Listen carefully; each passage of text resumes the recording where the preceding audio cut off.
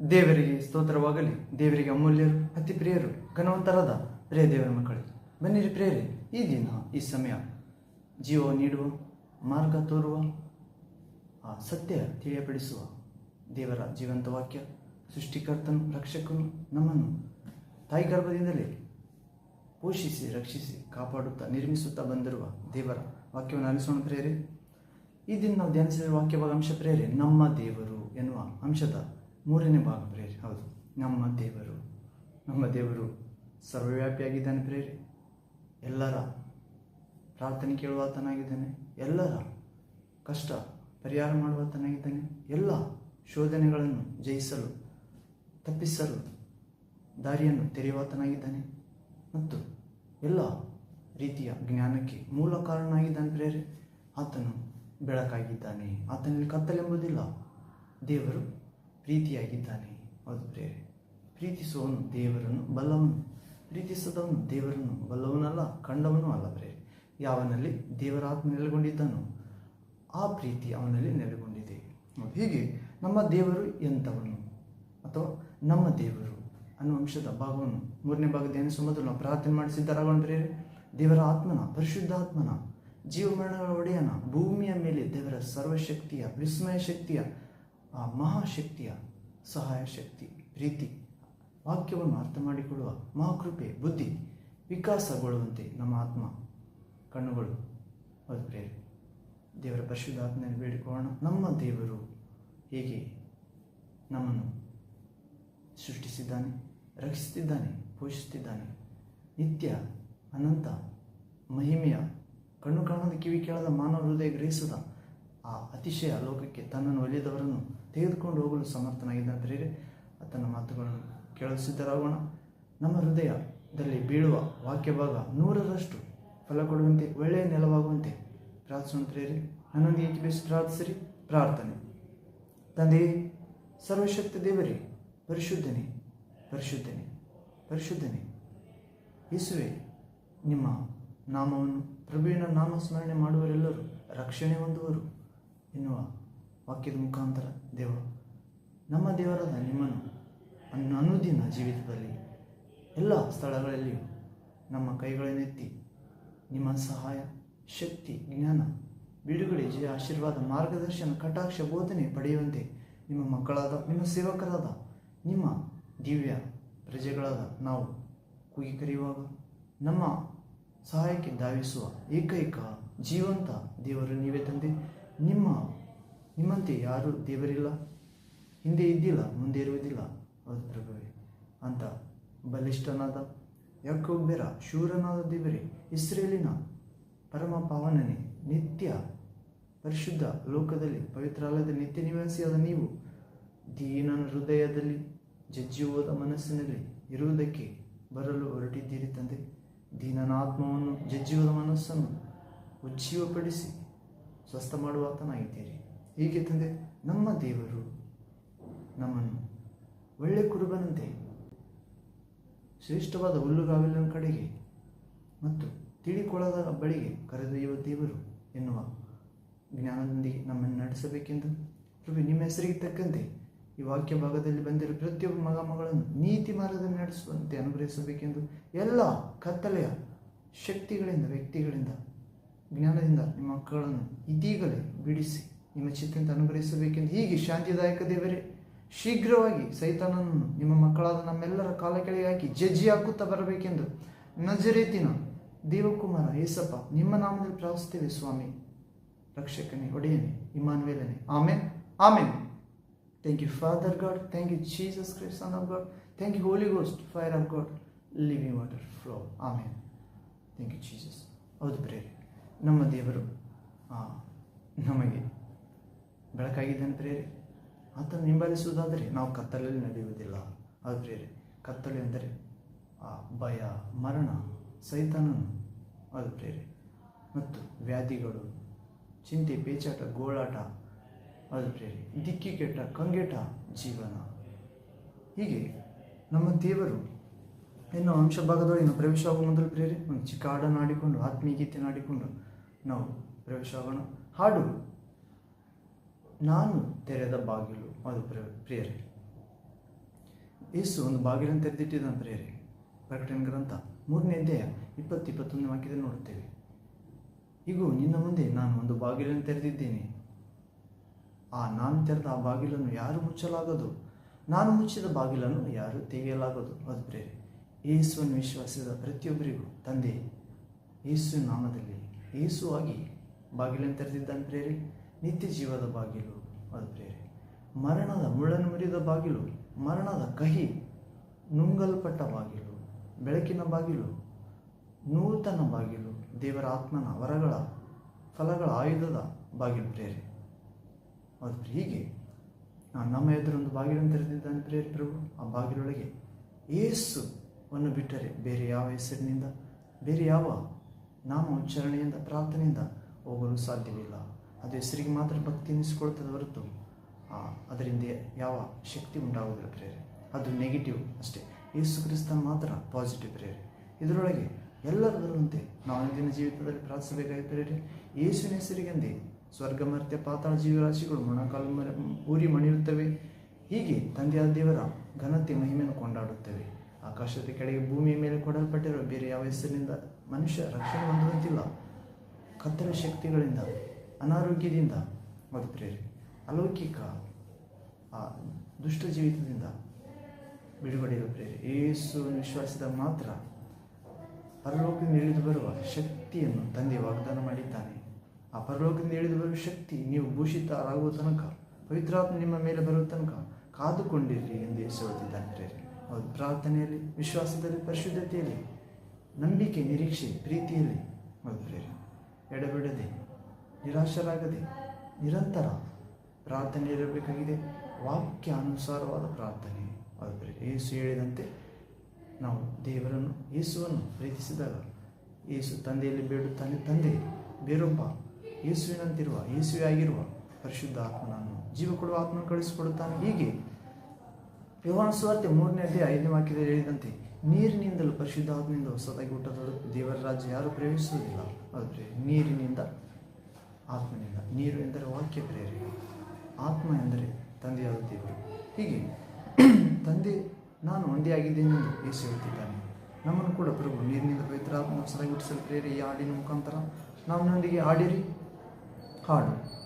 ನನ್ನ ಎದುರು ನೀನು ತೆರೆದಂಥ ಬಾಗಿಲನ್ನು ಮುಚ್ಚಲಾರರು, ಯಾರು ಮುಚ್ಚಲಾರರು. ನೀನು ತೆರೆದಂಥ ಬಾಗಿಲನ್ನು ಏಸಪ್ಪ, ನೀನು ತೆರೆದಂಥ ಬಾಗಿಲನ್ನು. ಕರುಣಾಮಯನೇ ಕೃಪಾಸನವಾಗಿ ಕರುಣಾಪೀಠವನ್ನೇ ನೀನು ಬದಲಿಸಿದೆ. ಕರುಣಾಮಯನೇ ಕೃಪೆಯಾಸನವಾಗಿ ಕರುಣೆಯ ಪೀಠವನ್ನೇ ನೀನು ಬದಲಿಸಿದೆ. ಕೃಪೆ ಹೊಂದುವಂತೆ ನನಗೆ ಧೈರ್ಯ ನೀಡಿ ನಿನ್ನ ಸನ್ನಿಧಿಯಲ್ಲಿ ನನ್ನ ಸೇರಿಸಿದೆಯಾ. ಕೃಪೆ ಹೊಂದುವಂತೆ ನನಗೆ ಧೈರ್ಯ ನೀಡಿ ನಿನ್ನ ಸನ್ನಿಧಿಯಲ್ಲಿ ನನ್ನ ಸೇರಿಸಿದೆಯಾ. ನನ್ನ ಎದುರು ನೀನು ತೆರೆದಂಥ ಬಾಗಿಲನ್ನು ಮುಚ್ಚಲಾಗದು, ಯಾರು ಮುಚ್ಚಲಾರರು. ನೀನು ತೆರೆದಂಥ ಬಾಗಿಲನ್ನು ಏಸಪ್ಪ, ನೀನು ತೆರೆದಂಥ ಬಾಗಿಲನ್ನು. ರಾಜರ ರಾಜ ಪ್ರಭುಗಳ ಪ್ರಭುವೇ, ನಿತ್ಯ ಯಾಜಕತ್ವ ಮಾಡುತ್ತಿರುವಾತನೇ. ರಾಜರ ರಾಜನೇ ಪ್ರಭುಗಳ ಪ್ರಭುವೇ, ನಿತ್ಯ ಯಾಜಕತ್ವ ಮಾಡುತ್ತಿರುವಾತನೇ. ನಿತ್ಯ ಸಿಯೋನಲ್ಲಿ ನಿನ್ನ ನೋಡಲೆಂದು ನಮ್ಮ ಆತ್ಮದ ಕಣ್ಣನ್ನು ತೆರೆಸಿದಾತನೇ. ನಿತ್ಯ ಸಿಯೋನಲ್ಲಿ ನಿನ್ನ ದರ್ಶಿಸಲೆಂದು ನಿನ್ನ ಆತ್ಮದ ತುಂಬಿ ನಮ್ಮ ನಡೆಸುವಾತನೇ. ನನ್ನ ಎದುರು ನೀನು ತೆರೆದಂಥ ಬಾಗಿಲನ್ನು ಮುಚ್ಚಲಾರರು, ಯಾರು ಮುಚ್ಚಲಾಗದು. ನೀನು ತೆರೆದಂಥ ಬಾಗಿಲನ್ನು ಏಸಪ್ಪ, ನೀನು ತೆರೆದಂಥ ಬಾಗಿಲನ್ನು. ಆಮೇಲೆ ಅದು ಪ್ರೇರೆ. Thank you Jesus. Praise to Jesus. ವರ್ಷ ಹೌದು ಪ್ರೇರೆ, ನಾವು ಧ್ಯಾನಿಸಿರುವ ವಾಕ್ಯ ಭಾಗ ಅಂಶ ನಮ್ಮ ದೇವರು. ಹೌದು, ಲೋಕಕ್ಕೆಲ್ಲ ಒಡೆಯನಾಗಿದ್ದಾನೆ ಪ್ರೇರೆ. ನಮ್ಮ ದೇವರು, ತಂದೆಯ ದೇವರು ಯೆಹೋವನು ಸರ್ವಶಕ್ತನು ಯೇಸು ಕ್ರಿಸ್ತ ನಾಮದಲ್ಲಿ ಲೋಕಕ್ಕೆಲ್ಲ ಒಡೆಯನಾಗಿದ್ದಾನೆ. ಯೆಶಾಯ ಪ್ರವಾದಿ ಗ್ರಂಥ 37ನೇ ಅಧ್ಯಾಯ 16ನೇ ವಾಕ್ಯದಲ್ಲಿ ಓದುತ್ತೇವೆ. Isaiah prophet Isaiah chapter 37 verse 16th word. ಇಲ್ಲಿ ಓದುವುದಾದರೆ 37ನೇ ಅಧ್ಯಾಯ ಯೆಶಾಯ ಪ್ರವಾದಿ ಗ್ರಂಥ 16ನೇ ವಾಕ್ಯ. ಕೆರೂಬಿಗಳ ಮೇಲೆ ಆಸೀನನಾಗಿರುವಾತನೇ, ಇಸ್ರಾಯೇಲ್ ದೇವರೇ, ಸೇನಾಧೀಶ್ವರನಾದ ಯೆಹೋವನೇ, ಎಲ್ಲ ಭೂರಾಜ್ಯಗಳನ್ನು ಆಳುವ ದೇವರು ನೀನು ಒಬ್ಬನೇ. ಪರಲೋಕ ಭೂಲೋಕಗಳನ್ನು ಉಂಟು ಮಾಡಿದ ಆತನು ನೀನೇ. ಹೌದು ಪ್ರೇರೆ. Thank you Jesus. ಹೌದು ಪ್ರೇರೆ, ನಮ್ಮ ದೇವರು ಕೆರೂಬಿಗಳ ಮೇಲೆ ಆಸೀನನಾಗಿರುವಾತನಾಗಿದ್ದಾನೆ ಮತ್ತು ಇಸ್ರಾಯೇಲ್ ದೇವರಾಗಿದ್ದಾನೆ, ಸೇನಾಧೀಶ್ವರನಾದ ಯೆಹೋವನಾಗಿದ್ದಾನೆ. ಹೌದು ಪ್ರೇರೆ, ನಮ್ಮ ದೇವರು ಕೆರೂಬಿಗಳ ಮೇಲೆ ಆಸೀನನಾಗಿರುವಾತನಾಗಿದ್ದಾನೆ, ಇಸ್ರಾಯೇಲ್ ದೇವರು, ಸೇನಾಧೀಶ್ವರನಾದ ಯೆಹೋವನು, ಎಲ್ಲ ಭೂರಾಜ್ಯಗಳನ್ನು ಆಳುವ ದೇವರಾಗಿದ್ದಾನೆ. ಆತನೊಬ್ಬನೇ ಎಲ್ಲ ಭೂರಾಜ್ಯಗಳನ್ನು ರಾಜರನ್ನು ಆಳುವ ದೇವರ ಪ್ರೇರೆ. ಆತನೊಬ್ಬಾತನೇ. ಪರಲೋಕ ಭೂಲೋಕಗಳನ್ನು ಉಂಟು ಮಾಡಿದಾತನು ಆತನೇ, ಯೆಹೋವನು, ಯೇಸು ಕ್ರಿಸ್ತನು, ಪರಿಶುದ್ಧಾತ್ಮನು. ಹೌದು ಪ್ರೇರೆ, ನಮ್ಮ ದೇವರು ಕೆರೂಬಿಗಳ ಮೂಲಕ ಸ್ತುತಿಗೆ ಪಾತ್ರನಾದ ಆ ದೇವರಾಗಿದ್ದಾನೆ ಪ್ರೇರೆ ಮತ್ತು ಇಸ್ರಾಯೇಲ್ ದೇವರಾಗಿದ್ದಾನೆ. ಹೌದು, ಪ್ರಾರ್ಥನೆಯಲ್ಲಿ ದೇವರೊಂದಿಗೆ ಹೋರಾಡುವ ದೇವರ ಮಕ್ಕಳ ದೇವರಾಗಿದ್ದಾನೆ ಪ್ರೇರೆ. ಹೌದು, ಹೀಗೆ ಭೂರಾಜ್ಯಗಳನ್ನು ಆಳುವ ದೇವರಾಗಿದ್ದಾನೆ. ಆತನೊಬ್ಬಾತನೇ ಭೂರಾಜ್ಯಗಳನ್ನು ರಾಜರನ್ನು ಆಳುತ್ತಾನೆ ಮತ್ತು ಪರಲೋಕ ಭೂಲೋಕಗಳನ್ನು ಉಂಟು ಮಾಡಿದ ಆತನು ಯೆಹೋವನು, ಯೇಸು ಕ್ರಿಸ್ತನ ಪ್ರೇರೆ. ಹೀಗೆ ನಮ್ಮ ದೇವರು ಕೆರೂಬಿಗಳಂದ ಪ್ರೇರೆ, ಕೆರೂಬಿಗಳ ಮಧ್ಯೆ, ಸೆರಾಫಿಗಳ ಮಧ್ಯೆ ಹಗಲು ರಾತ್ರಿ ಸ್ತುತಿಗೆ ಪಾತ್ರನಾಗಿದ್ದಾನೆ ಮತ್ತು ಲೋಕಕ್ಕೆಲ್ಲ ಒಡೆಯನಾಗಿದ್ದಾನೆ ಪ್ರೇರೆ. ಹೀಗೆ ನಾವು ಇನ್ನೊಂದು ವಾಕ್ಯ ನೋಡೋದಾದರೆ ಎಜ್ರನ ಪುಸ್ತಕ ಗ್ರಂಥ 5ನೇ ಅಧ್ಯಾಯ 11ನೇ ವಾಕ್ಯದಲ್ಲಿ ನೋಡುತ್ತೇವೆ. ಪರಲೋಕ ಮತ್ತು ಭೂಲೋಕದ ದೇವರಾಗಿರುವಾತನಾಗಿದ್ದಾನೆ. ಹೌದು, ಪರಲೋಕ ಮತ್ತು ಭೂಲೋಕದ ದೇವರಾಗಿದ್ದಾನೆ. ಮತ್ತು ಕೀರ್ತನೆಗಳ ಗ್ರಂಥ 59ನೇ ಅಧ್ಯಾಯ 13ನೇ ವಾಕ್ಯದಲ್ಲಿ ನೋಡುವುದಾದರೆ ಭೂಲೋಕದ ಕೊನೆಯವರೆಗೂ ಯಾಕೋಬ ವಂಶದವರನ್ನು ಆಳುವ ದೇವರಾಗಿದ್ದಾನೆ ಪ್ರೇರೆ. Psalms 59th chapter verse 13th word. ಭೂಲೋಕದ ಕೊನೆಯವರೆಗೂ, ಕಟ್ಟಕಡೆಯವರೆಗೂ ಯಾಕೋಬ ವಂಶದವರನ್ನು ಆಳುವ ದೇವರಾಗಿದ್ದಾನೆ ಪ್ರೇರೆ. ಯಾಕೋಬ ಅದು ಪ್ರೇರೆ, ಅಬ್ರಾಮ, ಇಸಾಕ, ಯಾಕೋಬ ನಮ್ಮ ಪೂರ್ವಜರ ದೇವರು. ಯಾಕೋಬನ 12 ಜನ ಮಕ್ಕಳು, ಆತನ ಮುಖಾಂತರ ಆತ್ಮೀಯ ಸಂತತಿ, ದೇವಕುಲ ವಿಶ್ವದಲ್ಲೆಲ್ಲ ಹರಡಿದೆ ಪ್ರೇರೆ. ಹೀಗೆ ಭೂಲೋಕದಲ್ಲೆಲ್ಲ ಆಳ್ವಿಕೆ ಮಾಡುತ್ತಿದ್ದಾನೆ ಪ್ರೇರೆ. ಯಾಕೋಬ ವಂಶದವರನ್ನು ಆಳುತ್ತಿದ್ದಾನೆ. ಯೇಸುವಿನ ತಾಯಿ ಮಾತೆ ಮರಿಯಳ ಬಳಿಗೆ ಬಂದ ಗಾಬ್ರಿಯೇಲ್ ದೇವದೂತ ಕೂಡ ಹೇಳಿದ, ಆತನ ರಾಜ್ಯಕ್ಕೆ ಅಂತ್ಯವಿಲ್ಲ, ಆತನ ರಾಜ್ಯ ಶಾಶ್ವತ. ಆತನು ದಾವೀದ ಅರಸನ ಸಿಂಹಾಸನವನ್ನು ಯೇಸು ಕ್ರಿಸ್ತನಿಗೆ, ಇಮ್ಮಾನುವೇಲನಿಗೆ, ನಿನ್ನಲ್ಲಿ ಹುಟ್ಟುವ ಆ ಪವಿತ್ರ ಶಿಶುವಿಗೆ ದಯಪಾಲಿಸುತ್ತಾನೆ. ಆತನು ಬೆಳೆದು ದೊಡ್ಡಾತನಾಗಿ ಯಾಕೋಬನ ವಂಶದವರನ್ನು ಆಳ್ವಿಕೆ ಮಾಡುತ್ತಾನೆ. ಹೌದು ಪ್ರೇರೆ, ಯಾಕೋಬ ವಂಶದವರನ್ನು ಆಳುವ ದೇವರಾಗಿದ್ದಾನೆ ನಮ್ಮ ದೇವರು. ಹೌದು, ನಮ್ಮ ದೇವರು ಅದ್ಭುತಗಳ ದೇವರಾಗಿದ್ದಾನೆ ಪ್ರೇರೆ. ಇನ್ನೊಂದು ವಾಕ್ಯ ನೋಡೋದಾದರೆ ವಿಮೋಚನ ಕಾಂಡ 15ನೇ ಅಧ್ಯಾಯ 11ನೇ ವಾಕ್ಯ. Exodus chapter 15 verse 11th word. ಅದ್ಭುತಗಳ ದೇವರಾಗಿದ್ದಾನೆ. ನಾವಿಲ್ಲಿ ನೋಡೋದಾದರೆ ವಿಮೋಚನ ಕಾಂಡ 15ನೇ ಅಧ್ಯಾಯ 13ನೇ ವಾಕ್ಯ. ಇಲ್ಲಿ ಓದುವುದಾದರೆ, ನೀನು ಬಿಡುಗಡೆ ಮಾಡಿದ ಪ್ರಜೆಯನ್ನು ಪ್ರೀತಿಯಿಂದ ನಡೆಸಿಕೊಂಡು ನಿನ್ನ ಪರಿಶುದ್ಧ ನಿವಾಸದ ತನಕ. ಆದರೆ 15ನೇ ಅಧ್ಯಾಯ 11ನೇ ವಾಕ್ಯ. ವಿಮೋಚನ ಕಾಂಡ 15ನೇ ಅಧ್ಯಾಯ 11ನೇ ವಾಕ್ಯ. ಯೆಹೋವನೇ ಸರ್ವಶಕ್ತನೇ, ದೇವರುಗಳಲ್ಲಿ ನಿನ್ನ ಸಮಾನನು ಯಾವನು? ಪರಿಶುದ್ಧತ್ವದಿಂದ ಸರ್ವೋತ್ತಮನು ನೀನು. ಪ್ರಖ್ಯಾತ ಕೃತ್ಯಗಳನ್ನು ಮಾಡಿರುವುದರಿಂದ ಭಯಂಕರನೂ ಆಗಿದ್ದಿ. ಅದ್ಭುತಗಳನ್ನು ನಡೆಸುವವನು ಆಗಿರುವ ನಿನಗೆ ಸಮಾನನು ಎಲ್ಲಿ? ಅಂದರೆ ನಮ್ಮ ದೇವರು ಎನ್ನುವ ಅಂಶದಲ್ಲಿ ನೋಡುವುದಾದರೆ ಆ ತಂದೆ ಯೆಹೋವನು, ಸರ್ವೇಶ್ವರ ಯೇಸು ಕ್ರಿಸ್ತನು ದೇವರುಗಳಲ್ಲಿ ನಿನಗೆ ಸಮಾನನು ಯಾರು ಎಂದು ಮೋಶೆ ಬರೆಯುತ್ತಿದ್ದಾನೆ ಪ್ರೇರೆ. ಪರಿಶುದ್ಧತ್ವದಿಂದ ಸರ್ವೋತ್ತಮನು ನೀನು. ದೇವರು ಹೇಗೆ ಸರ್ವೋತ್ತಮನಾಗಿದ್ದಾನಂತೆ ಪ್ರೇರೆ? ದೇವರುಗಳಲ್ಲೇ ದೊಡ್ಡ ದೇವರು, ಪರಿಶುದ್ಧತ್ವದಲ್ಲೇ ಸರ್ವೋತ್ತಮನು. ಆದರೆ ಪ್ರಖ್ಯಾತ ಕೃತ್ಯಗಳನ್ನು ಮಾಡಿರುವ ಭಯಂಕರನು ಮತ್ತು ಅದ್ಭುತಗಳನ್ನು ನಡೆಸುವವನು ಆಗಿರುವ ನಿನಗೆ ಸಮಾನನು ಎಲ್ಲಿ? ನಮ್ಮ ದೇವರಿಗೆ ಸಮಾನನು ಎಲ್ಲಿ ಪ್ರೇರೆ? ಅದ್ಭುತಗಳನ್ನು ನಡೆಸುತ್ತಾನೆ ಭೂಮಿ ಆಕಾಶಗಳಲ್ಲಿ, ಮನುಷ್ಯನ ಜೀವಿತದಲ್ಲಿ, ಹೃದಯ ವಿಶ್ವಾಸ ಎಂಬ ಜೀವಿತದಲ್ಲಿ. ಅದು ಪ್ರೇರೆ. ಹೀಗೆ ಪ್ರಖ್ಯಾತ ದೇವರಾಗಿದ್ದಾನೆ, ಪರಿಶುದ್ಧ ಸರ್ವೋನ್ನತ ದೇವರಾಗಿದ್ದಾನೆ. ದೇವರುಗಳಲ್ಲಿ ಆತನಿಗೆ ಸಮಾನರು ಯಾರು ಪ್ರೇರೆ? ಜನಗಳ ದೇವರುಗಳಾದರೂ ಬೆಳ್ಳಿ ಬಂಗಾರದವುಗಳು, ಅವುಗಳು ಮನುಷ್ಯ ಕೈಗಳಿಂದ ನಿರ್ಮಿತವಾದವುಗಳು. ಅವುಗಳಲ್ಲಿ ಶ್ವಾಸವಿಲ್ಲ, ಮಾತಾಡುವುದಿಲ್ಲ, ಮೂಗುಂಟು ಮೂಸುವುದಿಲ್ಲ, ಬಾಯುಂಟು ಮಾತಾಡುವುದಿಲ್ಲ, ಕೈಯುಂಟು ಮುಟ್ಟುವುದಿಲ್ಲ, ಕಾಲುಂಟು ನಡೆಯುವುದಿಲ್ಲ, ಕಿವಿಯುಂಟು ಕೇಳುವುದಿಲ್ಲ, ಮತ್ತು ಅವುಗಳಲ್ಲಿ ಜೀವವೇ ಇಲ್ಲ ಪ್ರೇರೆ, ಶ್ವಾಸ ಇಲ್ಲ. ಅವುಗಳನ್ನು ಮಾಡುವವರು, ಅವುಗಳಲ್ಲಿ ಭರವಸೆ ಇಡುವವರು ಅವುಗಳಂತೆಯೇ ಎಂದಿದ್ದಾನೆ. ಕೀರ್ತನೆಗಳ ಗ್ರಂಥದಲ್ಲಿ 115ನೇ ಅಧ್ಯಾಯದಲ್ಲಿ 135ನೇ ಅಧ್ಯಾಯದಲ್ಲಿ ಭಕ್ತ ದಾವೀದನು ಅಥವಾ ಇತರ ಭಕ್ತರು ತಿಳಿಯಪಡಿಸುತ್ತಿದ್ದಾರೆ ಪ್ರೇರೆ. ಸಜೀವವಾದ ದೇವರಿಗೂ ಮೃತ ವಿಶ್ವಾಸವುಳ್ಳ ದೇವರಿಗೂ ವ್ಯತ್ಯಾಸ.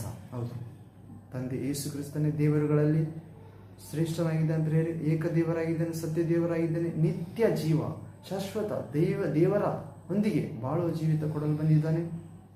ಪರಿಶುದ್ಧದಲ್ಲಿ ಸರ್ವೋತ್ತಮನಾಗಿದ್ದಾನೆ ಯೇಸು ಕ್ರಿಸ್ತನು. ತನ್ನ ಸರ್ವೋತ್ತಮ ಪರಿಶುದ್ಧತೆಯನ್ನು ಪರಿಶುದ್ಧ ತನ್ನ ಮರಣ ಗೆದ್ದ ಆತ್ಮವನ್ನು ದಯಪಾಲಿಸುವ ಮೂಲಕ ಪರಿಶುದ್ಧತೆಯಲ್ಲಿ ನಡೆಸಲು ಬಂದಿದ್ದಾನೆ ಸರ್ವೋತ್ತಮನಾದ ಪ್ರಭು. ಪ್ರಖ್ಯಾತ ಕಾರ್ಯಗಳನ್ನು ಮಾಡಿರುವುದರಿಂದ ಭಯಂಕರನಾಗಿದ್ದಾನೆ ತಂದೆ ಯೇಸು ಪರಿಶುದ್ಧಾತ್ಮನು. ನಮ್ಮ ಮುಖಾಂತರ ಕೂಡ ಪ್ರಖ್ಯಾತ ಕಾರ್ಯಗಳನ್ನು ಮಾಡಲಿದ್ದಾನೆ ಪ್ರೇರೆ. ಅನ್ಯ ಜನಾಂಗಗಳಲ್ಲಿ ಮಲಾಕಿ ಪ್ರವಾದಿ ಗ್ರಂಥದಲ್ಲಿ ನೋಡ್ತೇವೆ ಪ್ರೇರೆ. Prophet Malachi chapter 1 verse 11th word. ಅಲ್ಲಿ ಏನು ಹೇಳ್ತಿದ್ದಾನೆ ಮಲಾಕಿ ಪ್ರವಾದಿ? ನಿನ್ನ ನಾಮವು, ದೇವರು ಹೇಳ್ತಿದ್ದಾನೆ ಪ್ರೇರೆ. ಮಲಾಕಿ ದೇವರ ವಾಕ್ಯವನ್ನು ಕೇಳಿ ಬರೆಯುತ್ತಿದ್ದಾನೆ. ಏನೆಂದು? ದೇವರೇ, ನಿನ್ನ ನಾಮವು ಅನ್ಯ ಜನಾಂಗಗಳಲ್ಲಿ ಹೆಚ್ಚು ಘನವಾಗಿದೆ. ಅದು ಪ್ರೇರೆ. ದೇವರು ಹೇಳುತ್ತಿದ್ದಾನೆ, ನನ್ನ ನಾಮವು ಅನ್ಯ ಜನಾಂಗಗಳಲ್ಲಿ ಹೆಚ್ಚು ಘನವಾಗಿದೆ, ಸ್ವಜನರಲ್ಲಿ ಅಲ್ಲ. ಹೌದು ಪ್ರೇರೆ. ಯಾಕಂದರೆ ಸ್ವಜನರು ಭಕ್ತಿ ಆಚಾರಗಳಲ್ಲಿ ಅವರ ಮುಳುಗಿ ಹೋದರು.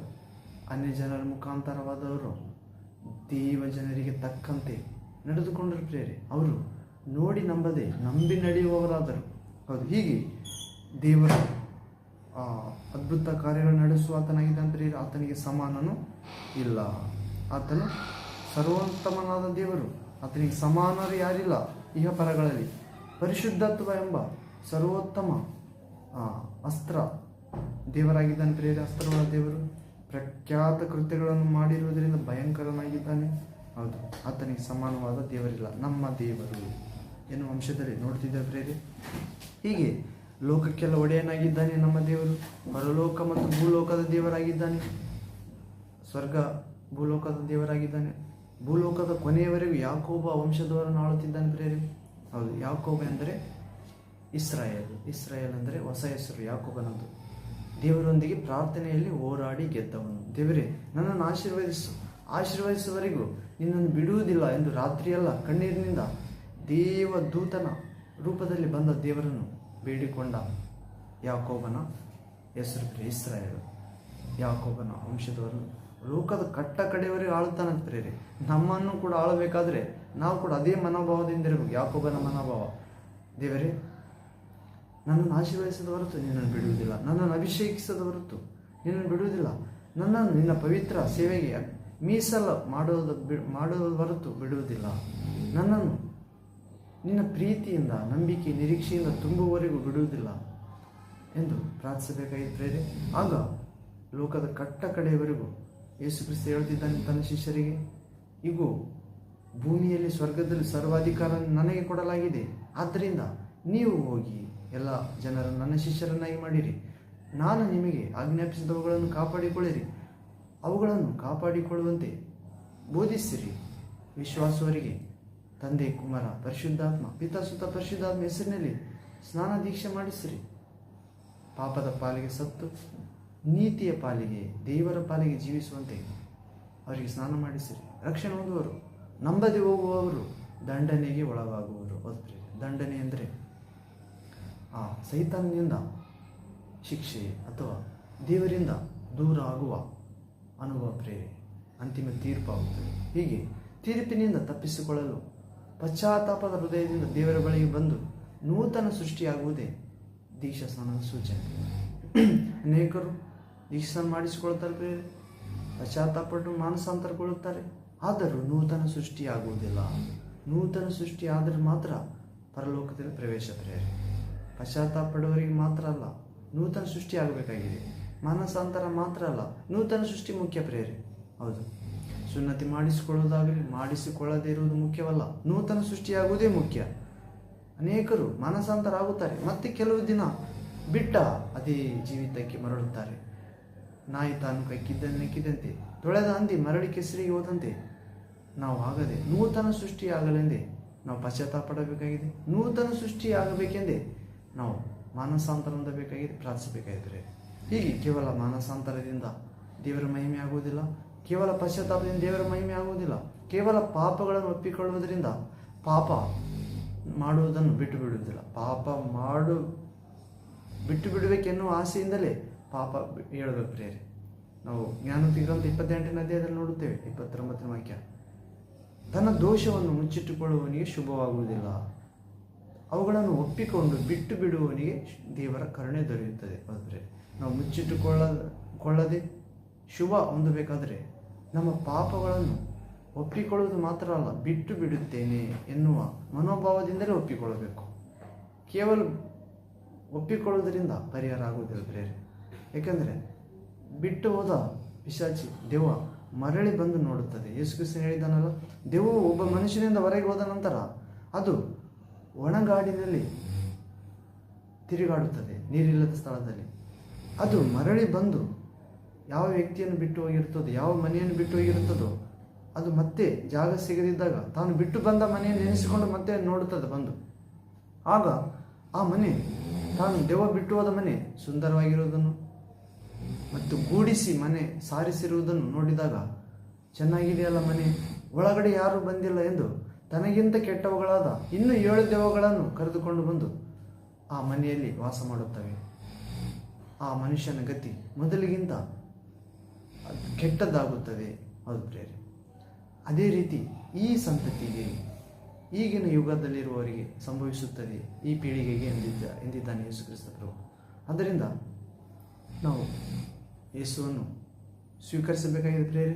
ನಮ್ಮ ಪಾಪವನ್ನು ಒಪ್ಪಿಕೊಂಡು ಬಿಟ್ಟು ಬಿಡುವುದಾದರೆ ಯೇಸು ಬರುತ್ತಾನೆ, ಒಪ್ಪಿಕೊಳ್ಳುವುದಾದರೆ ದೆವ್ವ ಹೋಗಿದ್ದು ಮತ್ತೆ ಬರುತ್ತದೆ ಎಂದರ್ಥ. ಹೀಗೆ ಇಂಥ ಜ್ಞಾನದಿಂದ ನಾವು ತುಂಬಿಕೊಳ್ಳಬೇಕಾಗಿದೆ. ಲೋಕಕ್ಕೆಲ್ಲ ಒಡೆಯನಾಗಿದ್ದಾನೆ ನಮ್ಮ ದೇವರು, ಭೂಪರ ಲೋಕದ ದೇವರಾಗಿದ್ದಾನೆ. ಭೂಮಿಯಲ್ಲಿ ಸ್ವರ್ಗದಲ್ಲಿ ಸರ್ವಾಧಿಕಾರವುಳ್ಳಾತನಾಗಿದ್ದಾನೆ ಮತ್ತು ಭೂಮಿಯ ಕಟ್ಟಕಡೆಯವರೆಗೂ ಯಾಕೋಬ ವಂಶದವರನ್ನು ಆಳುತ್ತಿದ್ದಾನೆ. ಯೇಸು ಕ್ರಿಸ್ತನು ಯಾಕೋಬ ವಂಶದವರನ್ನು ಆಳಲು ಬಂದಿದ್ದಾನೆ ಪ್ರೇರೆ. ಹೌದು. ಹೀಗೆ ನಾವು ದೇವರೊಂದಿಗೆ ಪ್ರಾರ್ಥನೆಯಲ್ಲಿ ಹೋರಾಡಿ ಗೆದ್ದ ಯಾಕೋಬನಂತೆ ಯಾಕೋಬನ ವಂಶವನ್ನು ಆಳಲು ಬಂದಿರುವ ಯೇಸು ಕ್ರಿಸ್ತನನ್ನು ಸ್ವೀಕರಿಸೋಣ ಪ್ರೇರೆ. ಮತ್ತು ಅದ್ಭುತಗಳ ದೇವರಾಗಿದ್ದಾನೆ ಆತನು. ದೇವರುಗಳಿಗೆ ದೇವರು ಪ್ರೇರೆ. ನಮ್ಮ ದೇವರು ನಿಜವಾದ ದೇವರು, ಸೈತಾನನಾದರೂ ಸುಳ್ಳು ದೇವರು. ತಾನೊಬ್ಬನೇ ಸುಳ್ಳು ದೇವರಾಗಿರುವುದಲ್ಲದೆ ಅನೇಕ ಸುಳ್ಳು ದೇವರುಗಳನ್ನು, ಮೂರ್ತಿಗಳನ್ನು, ವ್ಯಕ್ತಿಗಳನ್ನು, ಸರ್ಪ, ಪಶು, ಪ್ರಾಣಿ, ಮೃಗಗಳನ್ನು ತಂದಿಟ್ಟು ಮನುಷ್ಯರನ್ನು ಅಜ್ಞಾನಕ್ಕೆ ತಳ್ಳಿದ್ದಾನೆ. ಇವುಗಳೇ ದೇವರೆಂದು. ನಮ್ಮ ದೇವರಾದರೂ ನಿಜವಾದ ದೇವರು ಪ್ರೇರೆ. ಪರಿಶುದ್ಧತ್ವದಿಂದ ಸರ್ವೋತ್ತಮನಾಗಿದ್ದಾನೆ. ಪ್ರಖ್ಯಾತ ಕೃತ್ಯಗಳನ್ನು ಮಾಡಿದ್ದಾನೆ. ಭಯಂಕರನಾಗಿದ್ದಾನೆ. ಅದ್ಭುತಗಳನ್ನು ನಡೆಸುವ ಆತನಾಗಿದ್ದಾನೆ. ಆತನಿಗೆ ಸಮಾನನು ಯಾರು ಎಂದು ದೇವರ ವಾಕ್ಯ ಪ್ರಶ್ನಿಸುತ್ತಿದೆ ಪ್ರೇರೆ. ಯಾರೂ ಇಲ್ಲ. ಮತ್ತು ಯೆಶಾಯ ಪ್ರವಾದಿ ಗ್ರಂಥ 9ನೇ ಅಧ್ಯಾಯ 6ನೇ ವಾಕ್ಯದಲ್ಲಿ ನೋಡುತ್ತೇವೆ, ನಮ್ಮ ದೇವರು ಪರಾಕ್ರಮಿಯಾದ ದೇವರು. ಅದು ಪ್ರೇರೆ. ನಮಗೆ ಮಗುವೊಂದು ದೊರಕಿತು, ವರದ ಮಗನು ದೊರಕಿದನು.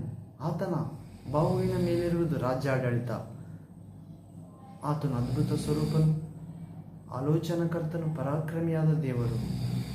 ನಿತ್ಯನಾದ ತಂದೆ, ಸಮಾಧಾನ ಪ್ರಭು ಎಂಬುವು ಆತನ ಹೆಸರು ಪ್ರೇರೆ. ನಮ್ಮ ದೇವರು ಅದ್ಭುತ ಮಾಡ್ತಾನೆ ಪ್ರೇರೆ. ನಮ್ಮ ಜೀವಿತದಲ್ಲಿ ಪ್ರವೇಶ ಆದಾಗ ಆಲೋಚನೆ ಕೊಡುತ್ತಾನೆ, ಇದೇ ಮಾರ್ಗದಲ್ಲಿ ನಡೆಯಿರಿ ಎಂದು ಹಿಂದಿನಿಂದ ಹೇಳುವ ಸ್ವರ ಕೇಳು ಬರುತ್ತದೆ.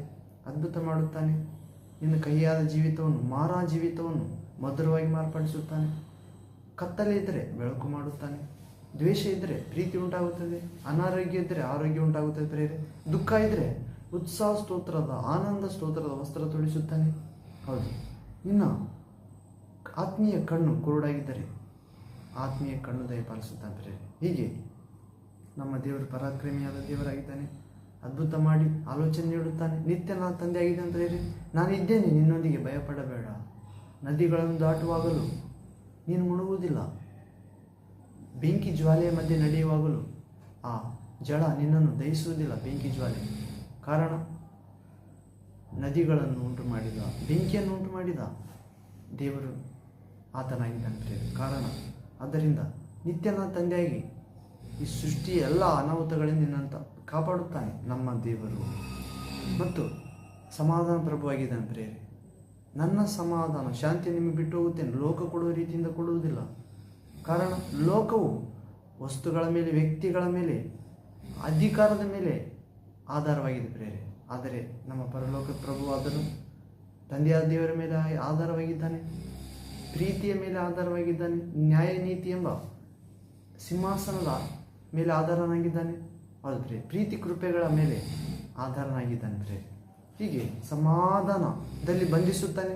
ಮತ್ತು ಜ್ಞಾನವನ್ನು ಮೀರಿದ ದೈವಶಾಂತಿ ನಮ್ಮ ಹೃದಯಗಳಲ್ಲಿ ರಾಜನಂತೆ ಆಳ್ವಿಕೆ ಮಾಡುವಂತೆ ಆ ಜ್ಞಾನಕ್ಕೆ ಮೀರಿದ, ಎಲ್ಲ ಜ್ಞಾನವನ್ನು ಮೀರಿದ ದೈವ ಸಮಾಧಾನ ನೀಡುತ್ತಾನೆ ಪ್ರೇರೆ. ಯಾಕಂದರೆ ನಮ್ಮ ದೇವರು ಸಮಾಧಾನದ ರಾಜ, ಪ್ರಭು ಯೇಸು ಕ್ರಿಸ್ತ. ಹೀಗೆ ನಮ್ಮ ದೇವರ ಅಂಶದಲ್ಲಿ ನಾವು ನೋಡಿದ ಪ್ರೇರೆ, ಲೋಕಕ್ಕೆಲ್ಲ ಒಡೆಯನಾಗಿದ್ದಾನೆ, ಭೂಪರಲೋಕದ ದೇವರಾಗಿದ್ದಾನೆ. ಮತ್ತು ಭೂಮಿಯ ಕಟ್ಟ ಕಡೆಯವರಿಗೆ ಯಾಕೋಬ ಕುಲದವರನ್ನು ಆಳ್ವಿಕೆ ಮಾಡುತ್ತಾನೆ. ಅದ್ಭುತಗಳ ದೇವರಾಗಿದ್ದಾನೆ, ಪರಾಕ್ರಮಿಯಾದ ದೇವರಾಗಿದ್ದಾನೆ. ನೆಕ್ಸ್ಟ್ ಇನ್ನೊಂದು ವಾಕ್ಯ ನೋಡೋದಾದ್ರೆ ಆದಿಕಾಂಡ 17ನೇ 1ನೇ ವಾಕ್ಯದಲ್ಲಿ ಸರ್ವಶಕ್ತನಾದ ದೇವರಾಗಿದ್ದಾನೆ. ನಮ್ಮ ದೇವರು ಸರ್ವಶಕ್ತನಾದ ದೇವರು, ಎಲ್ಲವನ್ನು ನೋಡುತ್ತಾನೆ ಏಕಕಾಲದಲ್ಲಿ.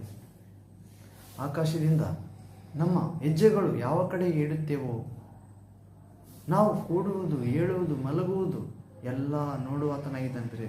ಕಾರಣ ಸರ್ವಶಕ್ತನಾಗಿರುವುದರಿಂದ ನಮ್ಮ ತಾಯಿ ಗರ್ಭದಲ್ಲೇ ನಮ್ಮ ಆಯುಷ್ಯವನ್ನು, ನಮ್ಮ ಮಾನವನ್ನು, ಗೌರವವನ್ನು ಒಂದು ದಿನ ತಪ್ಪದೆ ಲಿಖಿತ ಮಾಡಿದ್ದಾನೆ ಪ್ರೇರೆ. ನಮ್ಮ ತಾಯಿ ಗರ್ಭದಲ್ಲಿ ಇನ್ನು ಪಿಂಡವಾಗಿರುವಾಗಲೇ ಆತನ ಕಣ್ಣುಗಳನ್ನು ನೋಡಿದವಂತ ಪ್ರೇರೆ. ಕಾರಣ ಸರ್ವಶಕ್ತನು. ಹೌದು ಪ್ರೇರೆ.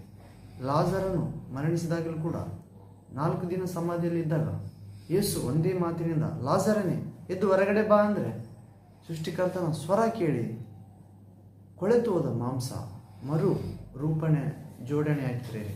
ಮೊದಲಿಗೆ ಲಾಜರನ ಎದ್ದು ಹೊರಗಡೆ ಬಂದ. ಹೌದು, ನಮ್ಮ ದೇವರು ಸರ್ವಶಕ್ತ, ಮರಣದ ಮುಳ್ಳನ್ನು ಮುರಿದಾತ.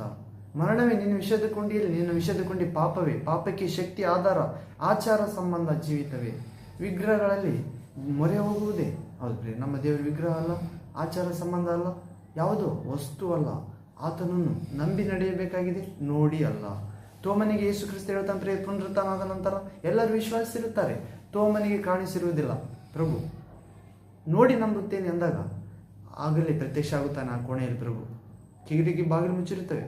ತೋಮನ ಕಡೆಗೆ ನೋಡುತ್ತಾ, ತೋಮನೆ ಬಾ, ನಿನ್ನ ಬೆರಳು ತೆಗೆದುಕೊಂಡು ನನ್ನ ಪಕ್ಕಿಯಲ್ಲಿಡು, ನನ್ನ ಬೆರಳು ಗಾಯದಲ್ಲಿಡು, ನೋಡಿ ಈಗಲಾದರೂ ನಂಬು, ನಂಬದೇ ಇರಬೇಡ ಎಂದಾಗ ತೋಮನೆ ಹೇಳುತ್ತಾನೆ, ನನ್ನ ಪ್ರಭುವೇ, ನನ್ನ ದೇವರೇ ಎಂದು ಮೊಣಕಲುರುತ್ತಾನೆ.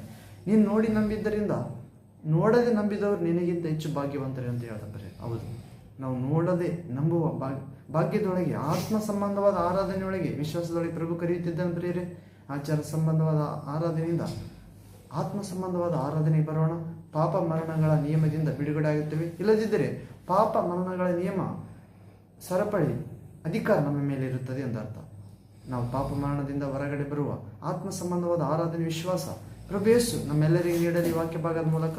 ಆಮೇನ್ ಆಮೇನ್. ಪ್ರಾರ್ಥನೆ ಮಾಡಿ ಮುಕ್ತಾಯ ಮಾಡೋಣ ಪ್ರೇರೆ. ತಂದೆ, ಕೇಳಿದ ವಾಕ್ಯ ಭಾಗವನ್ನು 100ರಷ್ಟು ಫಲ ಕೊಡುವಂತೆ ಆಶೀರ್ವದಿಸಿರಿ ಯೇಸು ನಾಮದಲ್ಲಿ. ಆಮೇನ್ ಆಮೇನ್.